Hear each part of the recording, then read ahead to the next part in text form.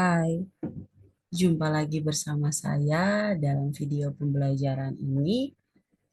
Kali ini saya akan berbagi bagaimana cara menyelesaikan masalah program linier dengan menggunakan metode simplex.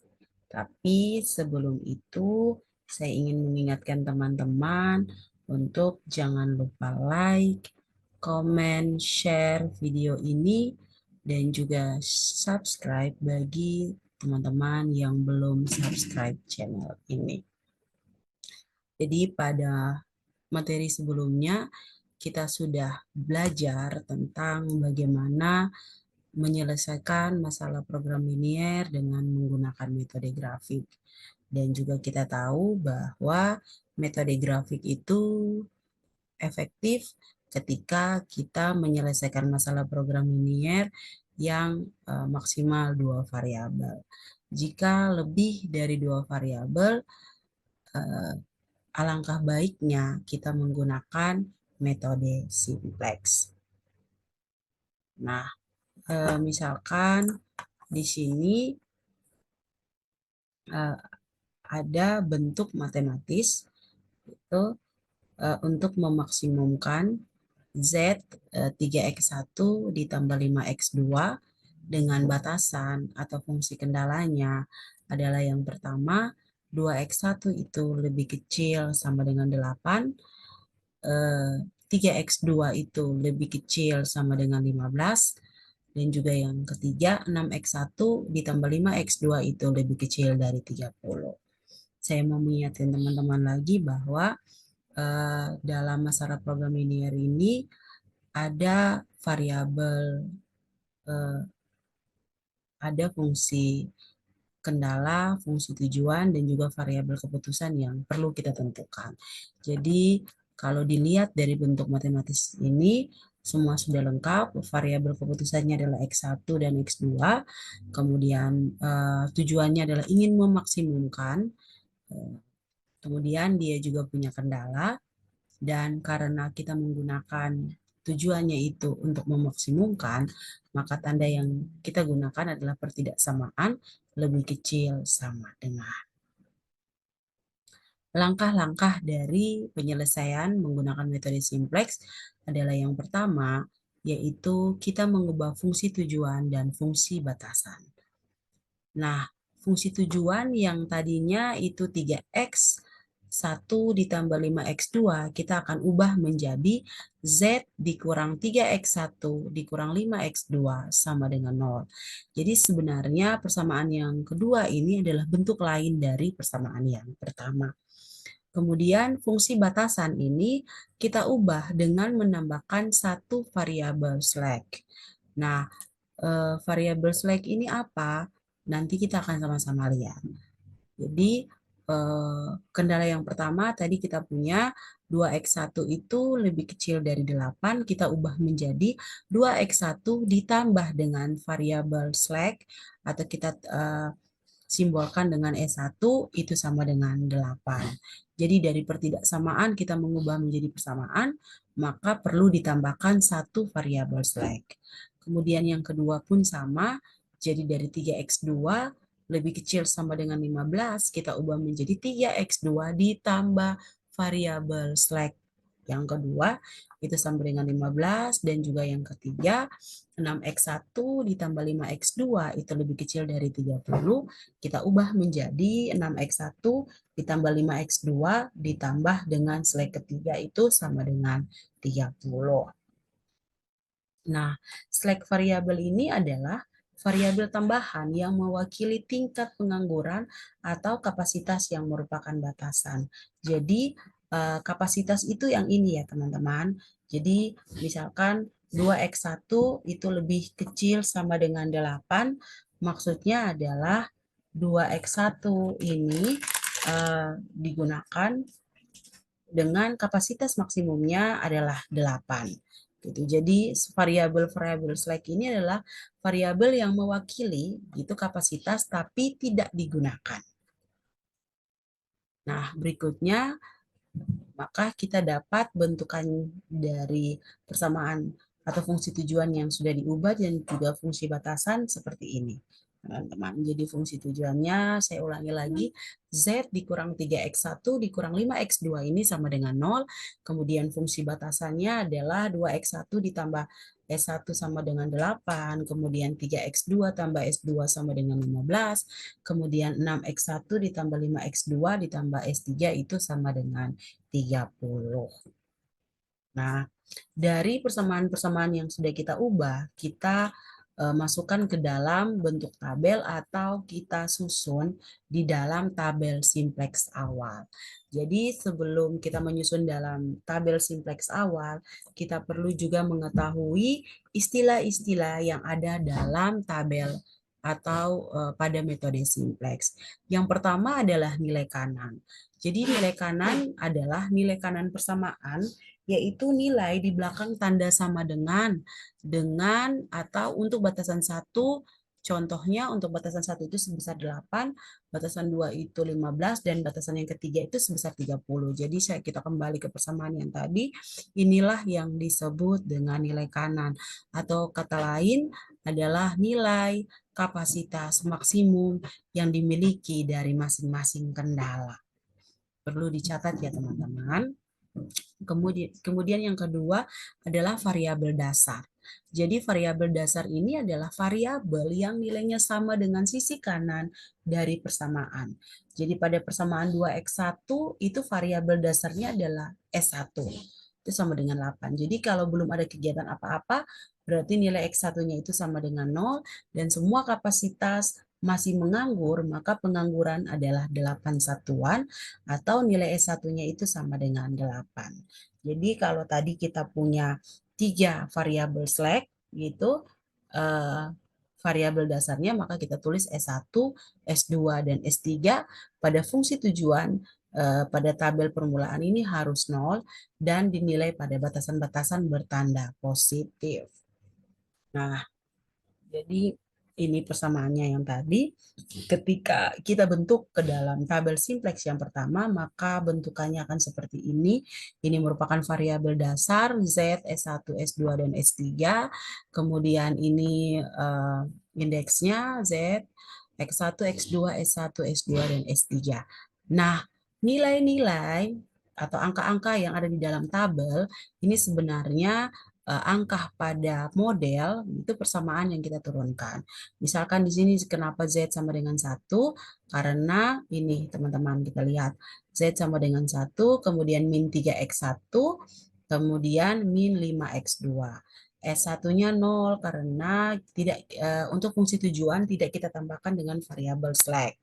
Begitu teman-teman. Kemudian yang berikutnya adalah untuk variabel dasar yang kedua itu adalah fungsi kendala yang kedua. Di sini tidak ada nilai Z, makanya kita tulis 0. Kemudian ini ada 2, itu dari kendalanya. Gitu teman-teman, kendalanya. Kemudian 0. Kemudian kenapa ini 1? Karena kita punya variabel slack-nya S1. Gitu. Begitu juga dengan S2, berarti yang kita pasang tanda satunya di S2. Dan juga minta maaf ini bukan S4, tapi ini S3. Jadi bentukannya seperti ini. Kemudian nilai kanannya, tadi kita punya nilai kanan untuk fungsi tujuan sama dengan 0. Kemudian kendala 18, kendala 215, dan kendala 330. Nah, langkah berikutnya dari tabel-tabel simplex yang sudah kita buat atau tabel awal, kita perlu memilih atau menentukan kolom kunci. Jadi kolom kunci ini adalah kolom yang merupakan dasar untuk mengubah tabel simplex. Jadi pilihlah cara untuk menentukan atau memilih kolom kunci adalah kita memilih kolom kunci yang mempunyai nilai pada garis fungsi tujuan yang bernilai negatif terbesar. Itu angkanya paling terbesar. Jadi nanti kita lihat pada tabelnya ini teman-teman kita punya di fungsi tujuan ada 1, minus 3, dan juga minus 5. Yang menjadi kolom kunci adalah kolom di mana angka fungsi tujuannya itu adalah negatif terbesar. Jadi yang menjadi kolom kunci adalah X2, itu karena di sini ada minus 5. gitu. Negatif terbesarnya -5, maka X2 ini bisa kita nyatakan menjadi kolom kunci.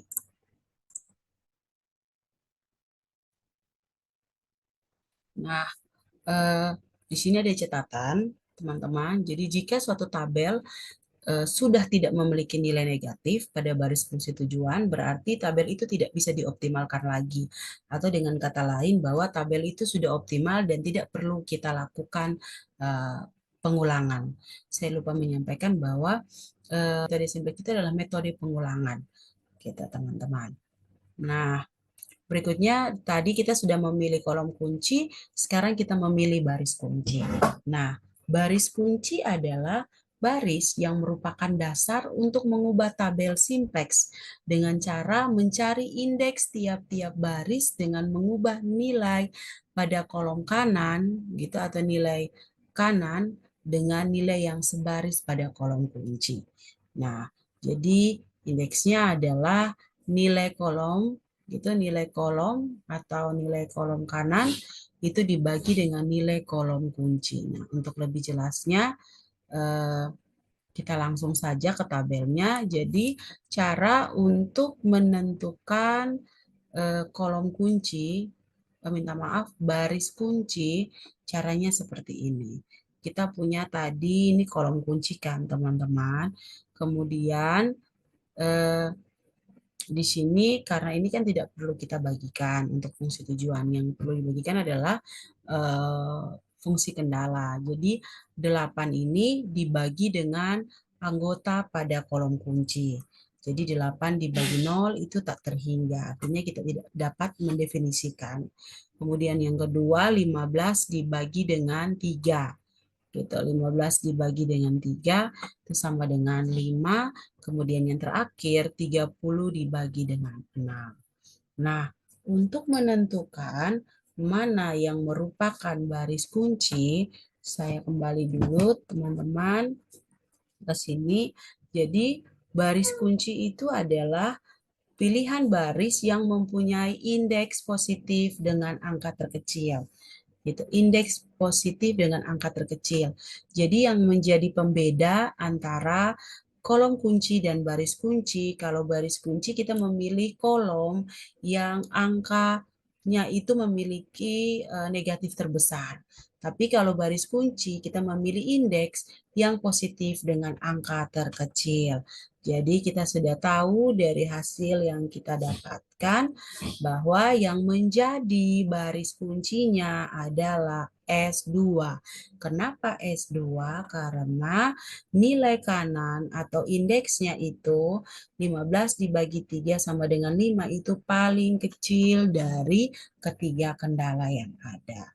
Nah, berarti kita sudah punya kolom kunci dan juga baris kunci.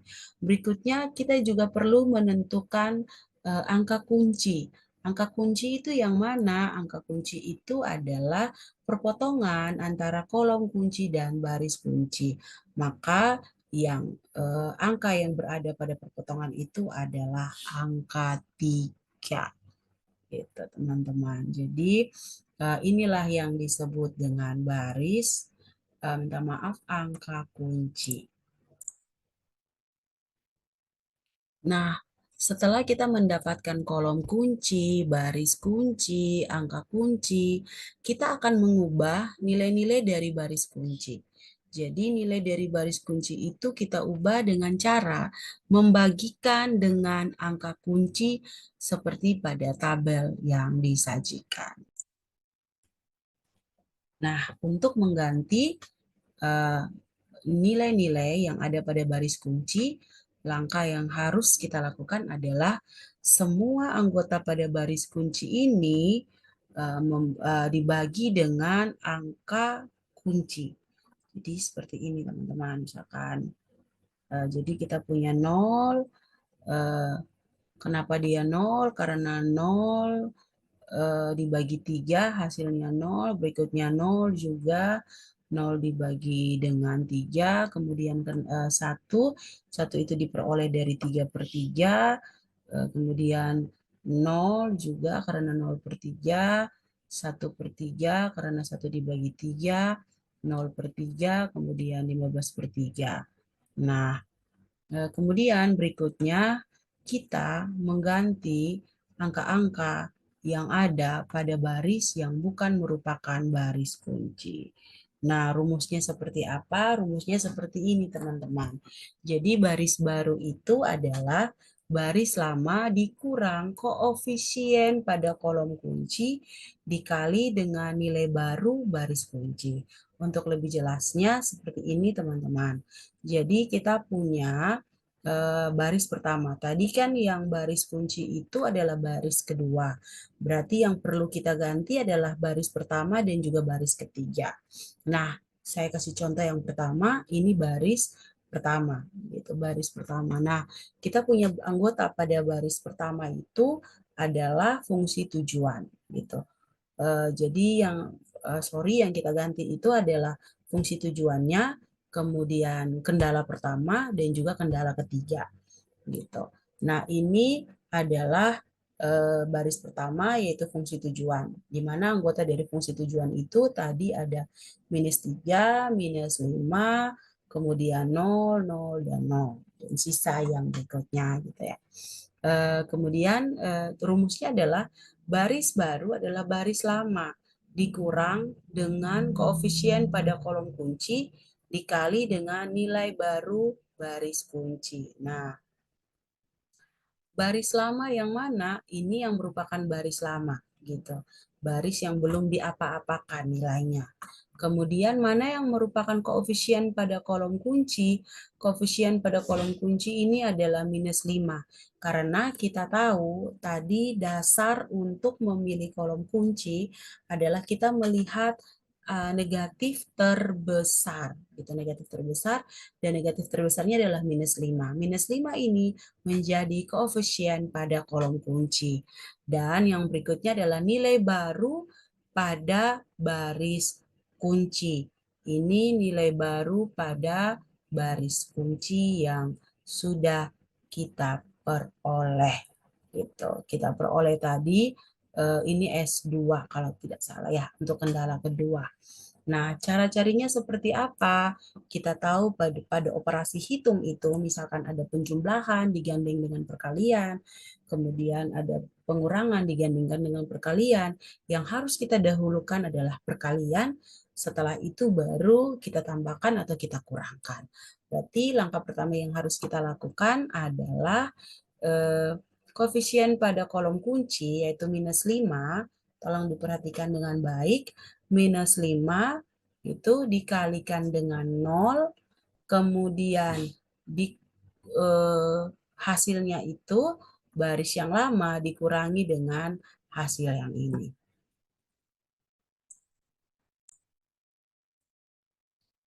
Ya, jadi tadi kita punya ada baris lama, kemudian koefisien pada kolom kunci, nilai pada baris kunci, -3 ini diperoleh dari mana?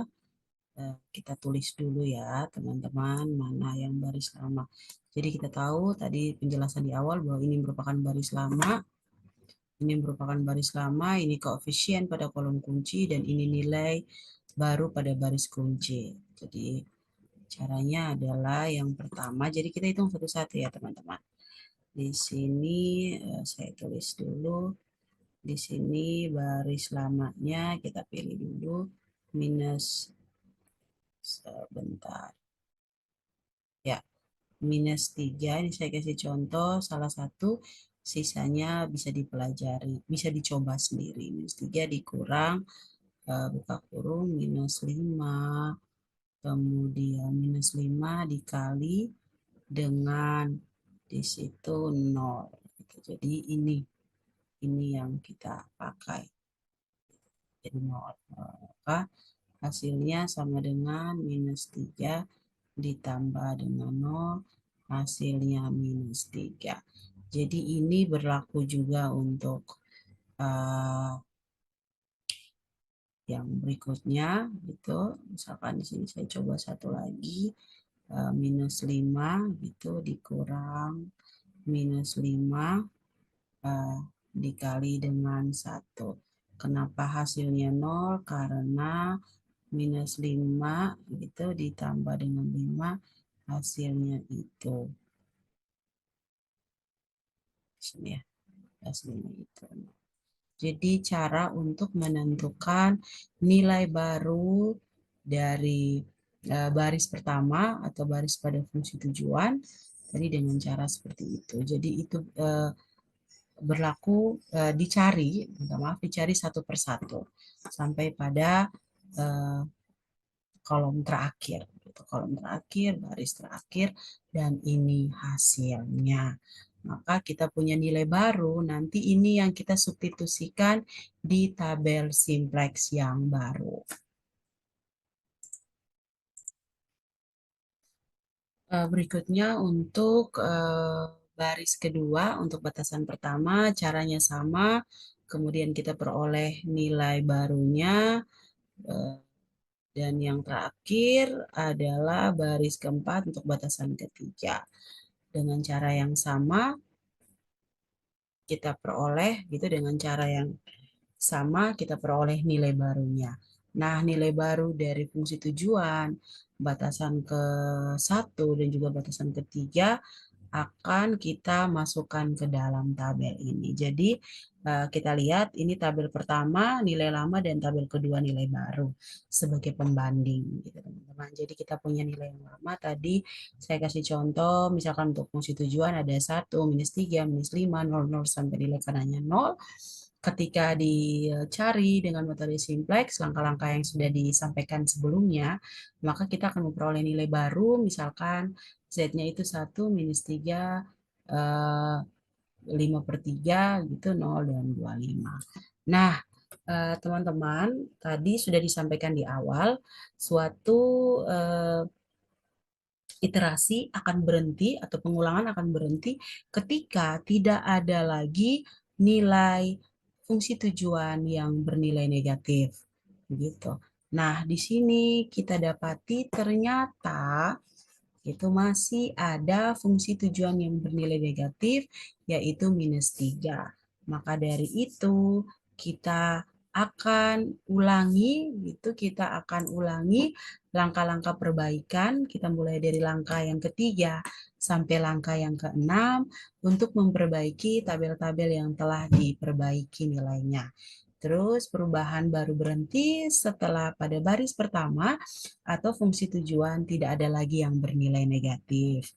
Nah, untuk mencari kolom kunci, kita tahu bahwa ada yang kita pilih adalah nilai negatif terbesar, kemudian untuk baris kuncinya gitu, baris kuncinya adalah eh, nilai kanan gitu, nilai kanan dibagi dengan angka pada kolom kunci dan kita dapati S3 ini merupakan eh, S3 ini merupakan baris kunci dan angka kuncinya adalah 6. Dengan cara yang sama kita dapati angka gitu baris baru pada baris kunci gitu, baris kunci. Nah, dengan cara yang sama ya teman-teman. Kemudian nilai baru juga untuk eh, fungsi tujuan, kemudian untuk batasan pertama dan juga untuk batasan kedua dan juga untuk batasan berikutnya. Jadi ada baris kedua, baris ketiga. Baris ketiga ini tidak berubah karena nilai pada kolom kuncinya adalah 0. Nah, dari situ nilai-nilai yang sudah kita peroleh, kita masukkan ke dalam tabel simplex, gitu, tabel simplex, dan kita lihat bahwa ternyata untuk fungsi tujuan X1, X2 itu sudah tidak ada lagi yang bernilai negatif. Maka baris pertama, saya ulangi, baris pertama tidak ada lagi yang bernilai negatif sehingga tabel tidak dapat dioptimalkan lagi atau tabel tersebut sudah merupakan hasil yang optimal. Sehingga kita bisa peroleh nilai X1-nya itu 5 per 6, X2-nya itu 5, dan fungsi tujuan atau fungsi maksimumnya adalah 27 1 per 2. Gitu teman-teman. Jadi Saya ulangi lagi dulu, ada beberapa hal yang terlupakan. Jadi di sini, kenapa di sini tadi kita punya variabel dasarnya S1, S2, S3, tapi setelah kita menggunakan metode simplex itu menjadi X1 dan X2. Jadi tadi kita peroleh bahwa kita punya kolom kunci itu ada di X2, kemudian baris kuncinya di S2, sehingga nilai dari X2, S2 itu diganti dengan X2. Begitu juga dengan tadi kita punya X1-nya itu di minta maaf, X1 menjadi kolom kunci untuk iterasi kedua, kemudian S3 itu menjadi baris kunci pada iterasi ketiga, maka kita ubah S3 itu menjadi X1 karena tujuan kita adalah ingin memaksimumkan variabel X1 dan X2. Ya, demikian sedikit penjelasan tentang metode simplex untuk masalah maksimum. Silakan teman-teman pelajari kembali jika belum mengerti. Jika teman-teman punya masukan atau teman-teman ingin bertanya dan sebagainya, teman-teman bisa sampaikan di kolom komentar. Silakan like video ini. Dan juga jika teman-teman ingin berbagi untuk teman-teman lain dapat menyaksikan, silakan teman-teman berbagi. Sampai berjumpa lagi pada video-video berikutnya.